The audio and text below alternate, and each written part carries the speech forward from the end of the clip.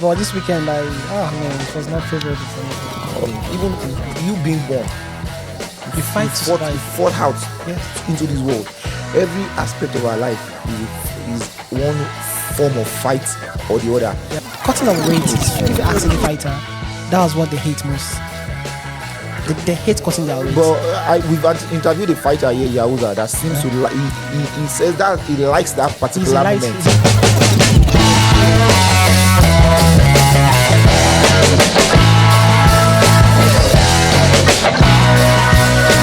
Hello casuals, you're welcome to the Casual Experience Show once again, where we give you exciting MMA news and updates in the mixed martial world. And we're back for the review of the UFC 312 that just happened. And you can see I'm looking so fly, and I'm here with Ferdinand, my fellow MMA enthusiast, for him to come and pay, to come and accept finally. Oh my God! What happened this weekend? Your picks. Your picks didn't go your way. Your analytical picks. I picked them based on I followed my emotions this weekend, so that was okay. Because normally I'm supposed to pick based on what is on ground. Yes. But I always believe on the underdogs. Actually, I don't like focusing on the favorites because I believe that those that have not yet tested the belts or been in the title race. Yes. Once they get there, I feel like once given the opportunity, I feel like they are there to maul whosoever they face. But talking of underdog, I was surprised when you picked Tatiana. While Weili, a dominant champion, was the underdog. Weili was the underdog. Yeah, she was. It was later on I got to realize that she was the underdog when the fight was on. When they even said that she was the underdog, I was surprised because she is the defending champion. She has the belts. Could it be maybe because of Tatiana is she has an unbeaten run? I don't know. Maybe because they just felt that our one game tool, which is wrestling, was going to dominate Weili. I know I kept talking about activity. I kept talking about the gas tank. Exactly. Yeah, you're right. The third round, even before the third round, you could see she couldn't continue. And how about the strength of Weili? Weili is just like a V8 Dodge Challenger, as in 707 horsepower. Seriously, like she's just too powerful. The baby is so strong. Like we talked about her lifting up Shaquille O'Neal on last video. It was hellish. I had to go back and rewatch it this morning because I saw her. Like, this girl is not up to 6 foot whatever. She's about 5'5", I guess, and lifting up a 7 foot, over 7'7" or 7'6" Shaquille O'Neal weighing over 300 pounds. Like, it's. And Suarez herself is a strong lady. She's strong. She's big for that weight class. You could see that she can actually go further, right? Yeah, she looks bigger, even in the octagon. But she stuffed all her takedowns. Yes. She even reversed that takedown. Yes. Like it was a dominant victory. I really want to. I won't give up on Tatiana's assistance now. Yes, I want to. She's a good fighter. I'm very, very happy you watched her fight and you've seen what I've actually seen previously. And I've actually been following her for a very long time. But Suarez? Yeah. I didn't even know that she would make it to the UFC. During the Olympic time, I've been following her, and I didn't know that she would make it to the UFC because of what I told you about her cancer. She's gone through a whole lot of obstacles. But really, I was picturing her age, having to be there, and I didn't know that, she was too disciplined for Tatiana. But unequivocally, the best two female fighters currently is young Weili and Valentina Shevchenko. Yeah, for me, Shevchenko. So what happens? Weili goes up? Against above Shevchenko? No, yes, to go fight Shevchenko. Shevchenko is a. But who is there? There's no one to fight. Shevchenko is she's just like a warthog. She's just she can charge. She can actually. She's just like Weili in terms of skill wise. Yes. Her responsiveness, her tenacity, and her body balance. Yes. Her second fight against Amanda Nunes, I felt she won. She won that fight, but exactly for the first time you're on the same page. Yes, I felt she won. She won that fight, and she looked smaller. Obviously, she's smaller than Amanda Nunes. She gave Amanda Nunes a fight for the belt. Actually. So why don't you think her fighting Weili is right? how fighting really is going to cost a lot of things. I think it's the fight to make in the women's just like division, just like you talking about Du Plessis fighting Pereira. Yeah, which is going to happen. But I don't know among the. He called him out right there in the ring. In fact, when they were backstage, Pereira was. No, he accompanied Sean Strickland. Yes, at the backstage, he asked him now that he called me out, right? He said, Du Plessis says yes. Du Plessis and he was like, let him make it happen. Du Plessis should just hold his belt for like next 6 months first. He's going to hold it more than guy. He's going to hold it more than 6 months more. And that main event was, in fact, it took my body. It was value for money. Yes. Yeah, because many people, for me, right, I didn't watch it first. I was having some doubts when I saw their training prior to the fight. I saw that Du Plessis was looking all excited, full of confidence. Before the fight, when they walk out and are coming in. And I saw my guy, Sean Strickland, she was looking too lanky on this fight. Can't you see, it wasn't even offensive. Exactly. Even his corner, every time he went back to this corner, his corner kept telling him, throw more punches. Exactly. Throw more punches. And he felt as if he was even more frustrated with himself, that he couldn't just get started. But isn't that just due to the brilliance of Du Plessis? He perfected his game plan. Made him look easy, right? He never backed. He never backed back for once. Exactly. He never for once. Well, I felt like what you just said. Du Plessis made him look easy. Though Strickland is not easy, but on that fight, when I saw his face, I got to realize that wow, there's some opponent to face to make you look like, man, you've never been to the gym before. Yeah. He made him look like that. Yes, he did. I was very, very, very, very, very, very surprised. Though it happened, but come on. Another thing I kept talking about. Yeah. I don't know whether I was only. Obviously, many people observed it. What's that? Did you see the big staph infection on Strickland's hand? What really happened? I was saying it all through the week.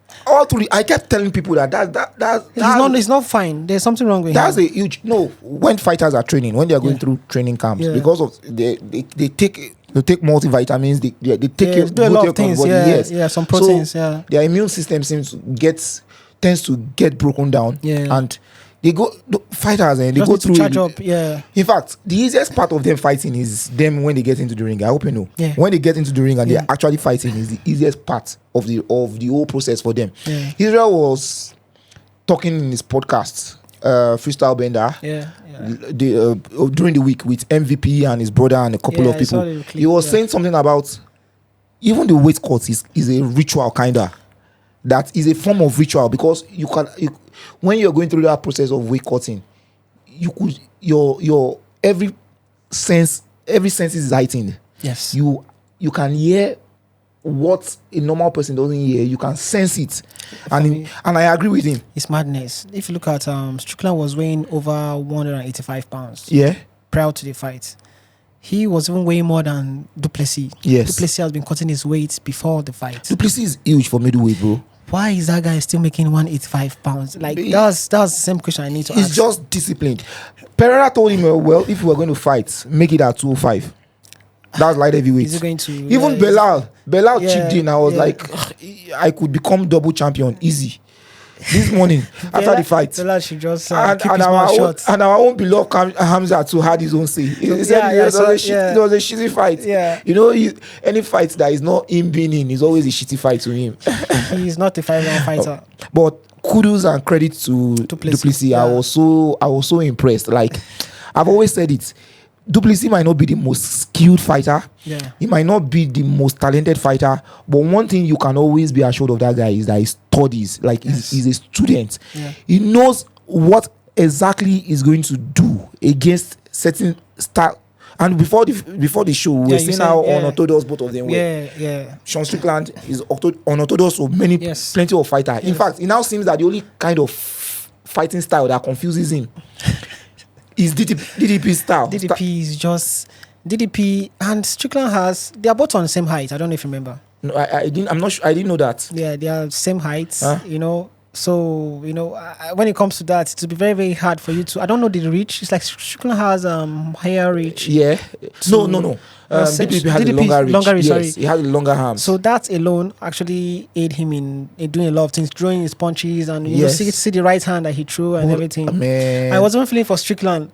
How about the setups? The back, you saw the back elbows. Yeah. He broke his nose, bro. Broke his nose. Strickland was unable to. Man, I didn't finish the fight. When I saw that, I was like, credit to Strickland's toughness. Hardly do you see fighters like when they are fighting, his nose got broken and he was shifting it back into place. Yes. He put his nose cartilage back into place while he was moving back. That was all we paid for. Dricus was trying to finish the fight at all means. Strickland he tried. It's very, very hard for you to.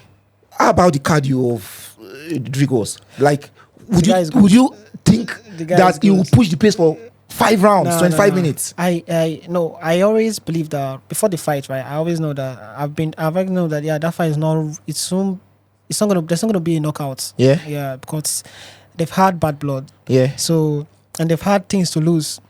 They're all prideful, so nobody wants to mess each other's country off. Du Plessis is fighting for South Africa and some parts of Africa. No, whole part of Africa. No, because I got to realize some South Africans don't support. I saw it yesterday. I was surprised. That's their business. Yeah, he's fighting for Africa. South Africa is actually divided. In fact, it's a form of redemption for last week. No, we in fact, Shegzi, that is an ardent Israel fan. He was so excited. Like it's like redemption for us. Do you know that South Africa, they are divided as stance? I don't want us to go into the politics. But they're divided. 25% of South Africans are in support of DDP. 85% are in support of Strickland. Well, now you know where you get the stats from. All I can tell you is that if you're a fight lover and you are in Africa and you love African fighters, and even now you are a fan of the histories of fighters and stories of fighters. Come on, look at DTP's story. That's what he was trying. That was the point he was trying to make to Israel. I'm a fighter born out of Africa and trains in Africa. I got his point. Yeah, and he's correct, isn't he? Their lifestyle was different. Imagine Easy being in Nigeria, training in Nigeria. Do you think he could make it up to UFC? I doubt it. Exactly. So South Africa, they've had a lot of modern facilities to train players and fighters. To Du Plessis himself. It's not easy, man. It's South not Africa, easy. Most of South African trainers are far. You barely see most of their equipment. You barely see it in most European countries. They have good routes, but I was very, very happy when Easy is actually fighting out of South Africa and New Zealand because of the facilities. Now, what do you think is next for Strickland with his red mustache now? Red. He was white mustache, but red. Well, red for now, I feel like he should just go on vacation and he should move his weight because that move his weight where? Yeah. Up? Yes. Strickland. To lightweight, heavyweight. I feel because he actually cutting of weight is, if you ask any fighter, that's what they hate most. They hate cutting their weight. But we've interviewed a fighter here, Yahuza, that seems to he says that he likes that particular moment. He's not a lightweight. No, Yahuza is a middleweight. Middleweight. Yes, and I think it happens to all fighters. Yeah. That's when they become more disciplined, when they are cutting weight. That's when they tend to enter into that zone. There's a zone they enter when they are cutting weight. Have you seen when Islam was cutting his weight and one fighter was eating in front of him? How he looked at him and felt now, like, why would you do that, brother? Why are you tempting me? Yes, he's also a fighter too. Yes, I've forgotten his name, but he felt offended. Like, why? So I felt like, for me, if I'm good at 205, I don't need to go and cut my weight down to 185 constantly. I should just focus on that. That's why I like Pereira when he moved up. What do you think about and that Easy and Strickland fight? Since Strickland lost now, both of them have won. Strickland and Du Plessis have both won Israel, right? Yeah. And Strickland now has lost his second fight against Strickland. I don't think him and Easy again will be a bad fight. It's not going to. What would they be fighting for? Just for the reason to stay on their rankings. Imagine I wish Strickland. Okay, just imagine he won the fight last night. Now Easy will want to come back. Easy will want the revenge against Strickland. Yes. So it still boils down to the same thing. Both of them now are on the same defeat. No. So why doesn't I'm sure Israel still packs a decent star power name. If they offer Strickland that, he can't do fights. He can sell a fight because Imavov isn't going to fight him. Imavov is going to fight Strickland. He just won Israel. He might. Don't be surprised. I don't think the match. Maybe they might not even mix it up because they'll try to mix Imavov and Du Plessis, or because. So where are you putting arms at in this? Chimaev. Man. That's what I'm talking about. Desperate fighters. If you have guys like that, man, it's not going to be easy for Du Plessis to know that. Yeah, he should stop calling out Pereira, because in his card, in his weight, there are people that are waiting for him to go down. I think his call out of Pereira came in just in the heat of moment. He's never had any issues with Pereira, and Strickland has been saying it all week of how Alex Pereira doesn't like him. Yes. So it just shows the courage in Du Plessis. Like, you are right there. Why can't I call you out? He should not do that. It's not going to favor him. Anyway, I think when UFC 313 comes, we see how Poatan and Hankalev goes. Then we can decide to start picking our fights. And UFC, we know, will always give the fighters what they want. And during the show, Kevin Adesanya and Kevin Gastelum fight was inducted in the Hall of Fame. That was my best.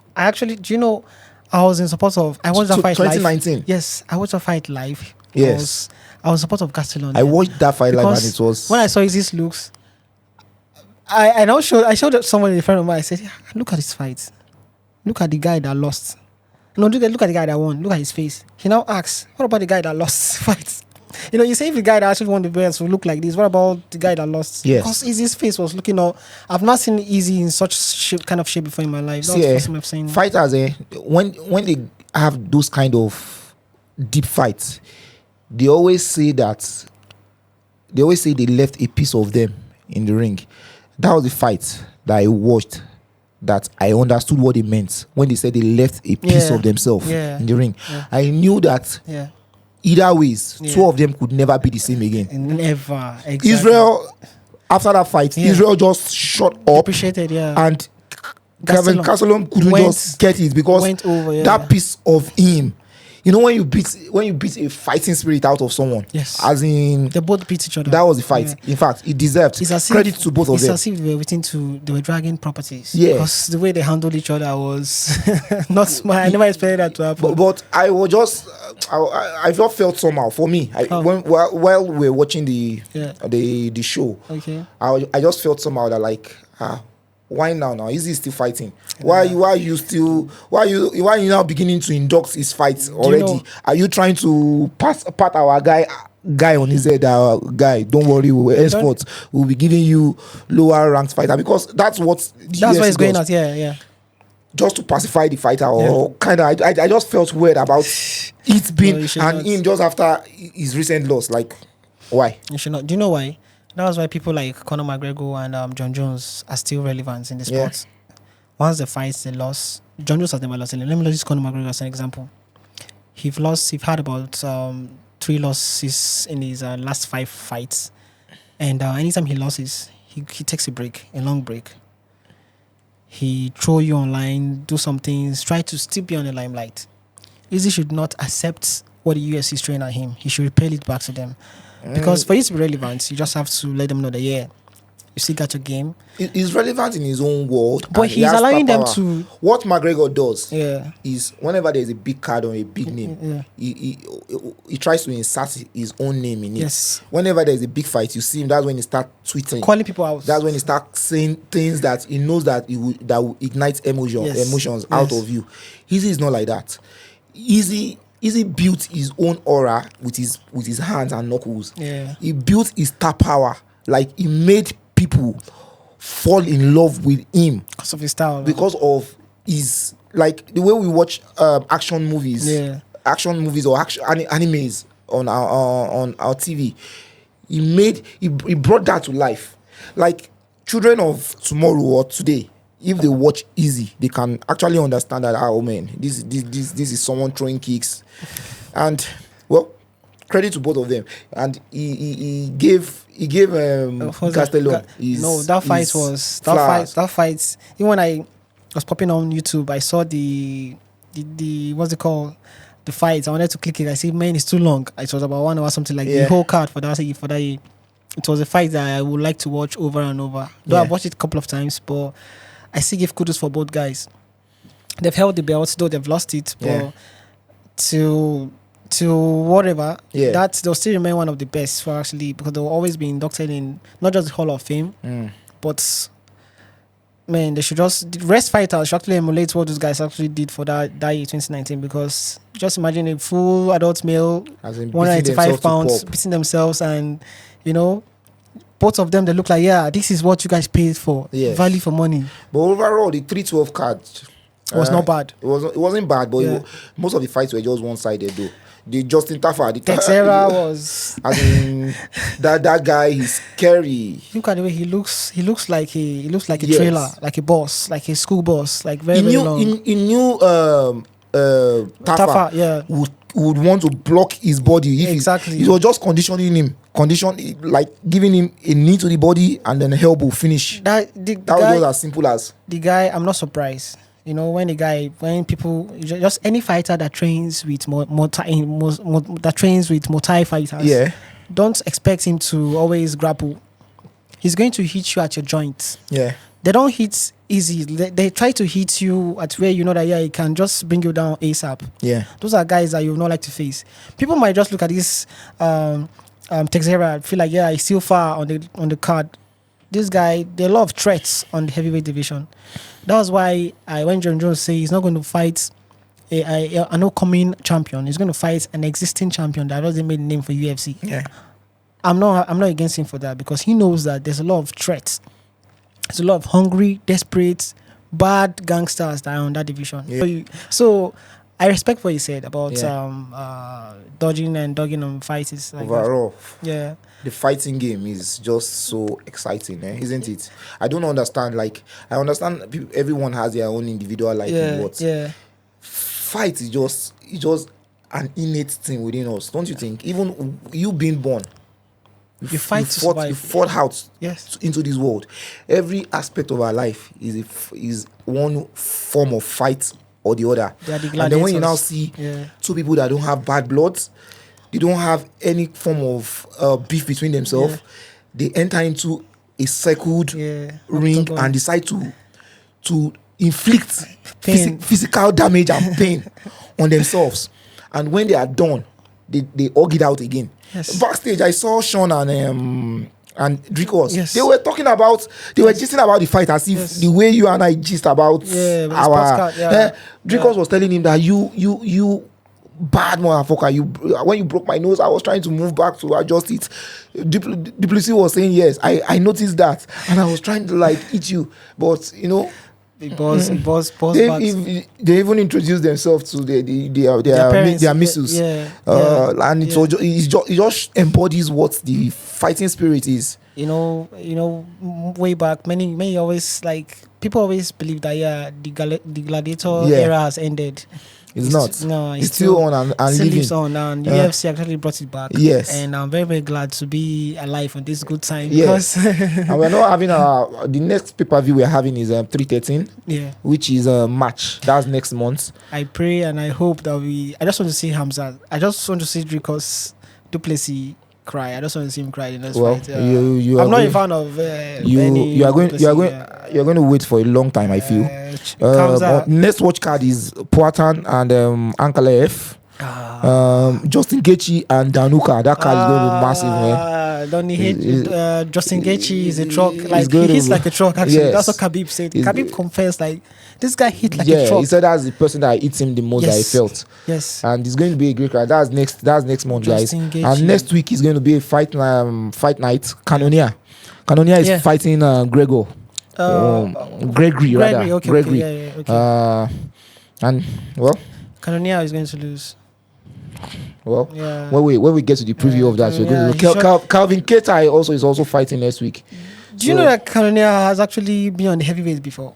Yes, now. So this guy, that's why he still packs that power now. The guy is just like I don't know. He's just too strong. And guys, you see, he's just too powerful. He's just like a Raptor engine. Like the guy is too strong and big, even looking at him physically, you know that this guy is. I was surprised when I saw him at the heavyweight, and when I just saw him when he cut his weight he's down. fought in 3 weight classes. I was surprised. He's fought in heavyweight, light heavyweight, and he's fighting in middleweight. Middleweight now, yeah. I was surprised. Like this guy, he just shows discipline now to be able to cut down from heavyweight. And you know what? He's had knockouts in the three divisions. Yeah. So it shows that he carries his power. Even most people carry their power up. He's carrying his own power down, and he's still relevant. He's still relevant. And fights will always come to our screens. So what's your you want to say something? Yeah, what's to say about Ankalov and Poatan? Yeah, Poatan. Well, everyone always say Ankalev is a wrestler. I've not seen his wrestling. And they keep saying that this fight that he will bring out his wrestling. Fine. If he brings out his wrestling and is able to take Alex down and keep him there, fine. For the next 25 minutes. But I just feel, well, as the fight builds up, as we are getting close, there will be different news and circumstances coming up that might shift the balance of what your thoughts is about that fight. But for now, I take Alex to be one of the most intelligent and smartest fighter in the UFC. Yeah. And if Ankalev can't take him down, or I'll keep him down, it's going to be a very short night. When will you think that Pereira do not have a takedown defense? He does. I never said he doesn't. Okay. He has. Okay. He has good takedown defense. Exactly. Because he knows that he has the striking tools and attributes. Full time. One of the reasons why he's been training so much with Teixeira Glover, who is like his mentor. Yeah, he's his mentor. It's just to improve his grappling and takedown. Yeah, and Teixeira is good at you saw it against Iri now. He stopped someone. He stopped. For him to be at age 40 and still win a belt. Is Pereira 40? He's 40 something, about 41 or 42. Pereira? Yes. No, he's not. Global Teixeira. Global. Okay. Yeah, that's what I mean. Like for him to win a belt when he's 40, he won in his 40s. Just imagine a guy like that. His prime in his 40s, and for fighters and their spirits and fighting game as a whole is just something exciting that I would never want to trade. So what about this girl Zhang Weili? Zhang Weili, are you saying are you asking who she fights next? I told you now, I want her to fight Bullet. I want her to fight Shevchenko because look, she just proved that there is the distance in skill level is way far. The only to Shevchenko. No. Okay, I mean the other strawweights. Okay. Like she's just like way above them. Yeah. And the era of top female fighters. I mean, we have exciting female fighters coming up now. Even Suarez is an exciting female fighter. Yeah. But like the competitors, right? The competition of it right now. The only person that I feel that can compete with her right now is Shevchenko. Compete with her right now is Shevchenko. You could give Suarez, Yao Ming, the person I know. Really fought last, and you know, just to build her confidence. Just to build her confidence again, and the fight card. Most of the fights they were just one-sided, and the fighters that won just put the point. Du Plessis only attempted one takedown. Yes. All through the fights. One of my predictions said he was going to take him down. He was going to keep taking him down, and he outstruck him. Exactly. He outstruck him. You know, this guy was Sean Strickland was thinking that Du Plessis was going to have a ground game on full time, but Du Plessis wanted to take the fights to him. Sean Strickland's style of fighting is being unraveled. Do you know why? Everyone now has figured now that you don't just let him push you. That was why that was one of the reasons why I said his style might always beat Israel's, because Israel, he always have that lateral movement. He has the lateral movements that he does. But when he's pressured, he gets comfortable against the cage, which you don't do against Sean Strickland. Exactly. DDP learns from the fight. DDP learns from Alex Pereira's fight against Sean Strickland. By knowing that he didn't need to move back, you just keep cycling. You see that round circle of the UFC logo. He never stepped out of it. He was cycling. That's how he knocked him out. He was cycling. And you see his question mark kicks. He's good. He's good. I beg, leave him for Dricus, Jerry. It's Dricus time this week. No, he's good. And good. guy, guys, our producers are already telling us that we have to wrap up. We can use the whole day and talk about this. Obviously, we can use the whole day to talk about fights. But this is not my week. I was not really happy. Yeah, but please, for those actually place bets on your picks. Yes. I'm sorry. I've told you guys that. I've told you guys always follow my picks. See, if I was to my winning ratio is above 90%. It is. It's just this weekend. Not this week. Yeah, the last one you lost. The last one it was. I lost one now. I lost one fight. Okay, you didn't. You played against. I picked MVP to win. Easy. I said easy to win. No. Okay, I didn't pick easy or Imavov. I left that. Okay. I left that. The Rosenstrike fight. You picked Rosenstrike. I picked Rosenstrike and I picked Rosenstrike and I picked MVP. under 1.5. Yeah. So I lost that. I lost MVP Rosenstrike and I won MVP. Yes. Israel's fight. I was sentimental about it and I told you that my head is speaking Imavov. I knew that was, but I just felt that like every old dog. An old dog always have their day.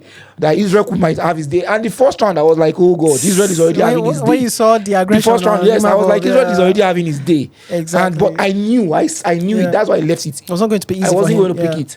Yeah. But this week, I convincingly picked DDP to win. In fact, in another of my picks, I picked him to win by submission or knockout. That didn't happen. It didn't happen. Yeah. But I chose him to win, which he did, and he did it convincingly. Weili was the underdog, 2 point something odd. I was surprised. I picked that to win. Something like that? Like, in fact, this is a defending champion. I picked that so convincingly to win. Tafa and Texera. It was black out under 1.5. I said that fight wasn't even going to get to knockouts, round. And full-time knockout. 35 seconds. 35, yeah. They were out. So I was 100 over 100 today. Oh, man, Tafa really. So guys, always watch out for my picks. Man. Watch out for my picks. And I'm not even when I tell you about my picks, guys, you could take my picks in parlay. Parlay meaning that you can join my picks together, or you take them singularly. You place your bets or you place your picks singularly. If you picked this singularly, last week you would have won one, lost one. This week you're winning the three of them. Let's wait for the next card. Congratulate me. Hail me. Shout out to you for this weekend. Shout out to you. Let's wait for the next 3-1-3. Yeah, let's see how it goes. Guys, I know that I'm going to come out tall. You're a good analyst and you have your picks. But sometimes I try to reason why you pick some certain picks, because it doesn't just make sense to me if you're looking at it. But I understand your own.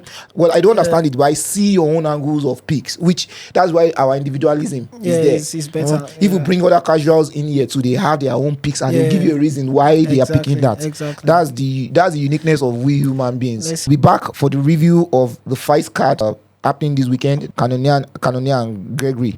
And as always, I always say this show is for the casual. If you are excited about fights and you want to have your own say, we just want to talk about fights. That's what this show is all about. You come in, let's discuss fights and have happy times. Exactly. Ferdinand, you want to have the last say?